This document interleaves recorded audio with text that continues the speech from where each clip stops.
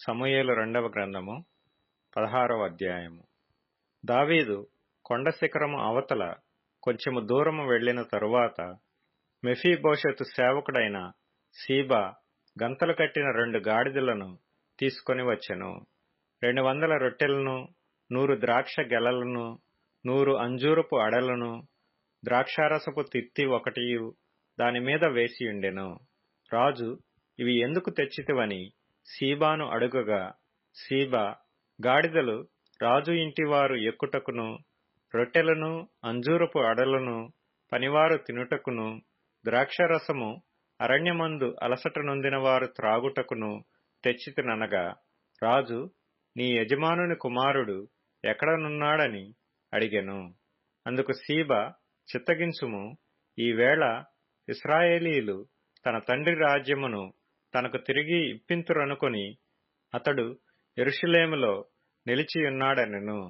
అందుకు రాజు, మెఫీబోషెతునకు కలిగినదంతయు నీదేయని సీబాతో చెప్పగా, సీబా, నా ఏలినవాడా రాజా, నీ దృష్టియందు నేను అనుగ్రహము పొందుదునుగాక. నేను నీకు నమస్కారము చేయుచున్నానెను. రాజైన దావీదు బహూరీము దాపునకు వచ్చినప్పుడు సౌలు కుటుంబీకుడగు గెరా కుమారుడైన షిమీ అనునొకడు అతడి నుండి బయలుదేరి వచ్చెను. అతడు వెంట వెంట నడుచుచూ దావీదును శపించుచు, జనులందరూ బలాఢ్యులందరూ దావీదు ఇరుపార్శ్వముల నుండగా రాజైన దావీదు మీదను అతని సేవకులందరి మీదను రాళ్లు రువ్వుచూ వచ్చెను.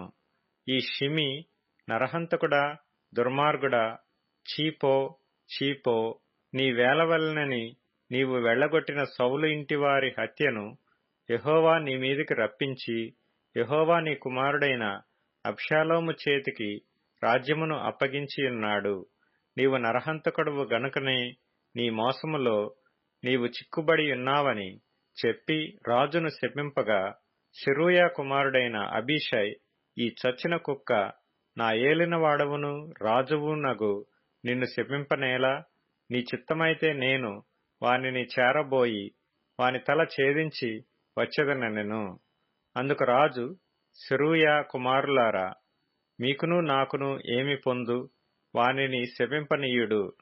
దావీదును శపింపుమని యెహోవా వానికి సెలవీయగా, నీవు ఈలాగుననెందుకు చేయుచున్నావని ఆక్షేపణ చేయగలవాడెవడని చెప్పి అబీషైతోనూ తన సేవకులందరితోనూ పలికినదేమనగా, నా కడుపున పుట్టిన నా కుమారుడే నా ప్రాణము తీయ చూచుచుండగా ఈ బెన్యామీనీయుడు ఈ ప్రకారము చేయుట ఏమి ఆశ్చర్యము? వాని జోలి మానుడి. యెహోవా వానికి సెలవిచ్చియున్నాడు గనుక వానిని శపింపనీయుడి. యెహోవా నా శ్రమను లక్ష్యపెట్టునేమో, వాడు పలికిన శాపమునకు బదులుగా యెహోవా నాకు మేలు చేయునేమో. అంతటా దావీదును అతని వారును మార్గమున వెళ్లిపోయిరి. వారు వెళ్లిపోవుచుండగా షిమీ అతనికెదురుగా కొండ ప్రక్కన పోవుచు అతని మీదికి రాళ్లు విసురుచు ధూళి ఎగరగొట్టుచూ నుండెను.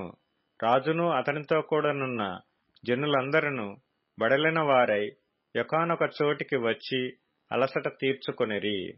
అబ్షాలోమును ఇశ్రాయేలు వారందరూ అహీతోపెలును యెరూషలేమునకు వచ్చియుండిరి. దావీదుతో స్నేహముగానున్న అర్కీయుడైన హూషై అనునతడు అబ్షాలోమునొద్దకు వచ్చి అతని దర్శించి, రాజు చిరంజీవియగుగాక అని పలుకగా, అబ్షాలోము, నీ స్నేహితునికి నీవు చేయు ఉపకారం ఇంతేనా? నీ స్నేహితునితో కూడా నీవు వెళ్ళకపోతివేమని అతని నడుగగా, హూషై, యెహోవాయును ఈ జనులను ఇశ్రాయేలీలందరూ ఎవని కోరుకొందురో నేను అతని వాడనగుదును, అతని యొద్దనే యుందును. మరియు నేనెవనికి సేవ చేయవలెను? అతని కుమారుని సన్నిధిని నేను సేవ చేయవలెను గదా. నీ తండ్రి సన్నిధిని నేను సేవ చేసినట్లు నీ సన్నిధిని నేను సేవ చేయుదునని అబ్షాలోమునొద్ద మనవి చేసెను.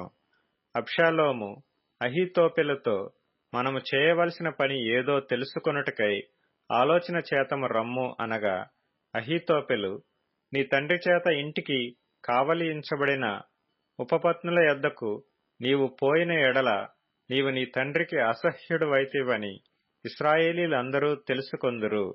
అప్పుడు నీ పక్షమున నున్న వారందరూ ధైర్యము తెచ్చుకొందురని చెప్పెను.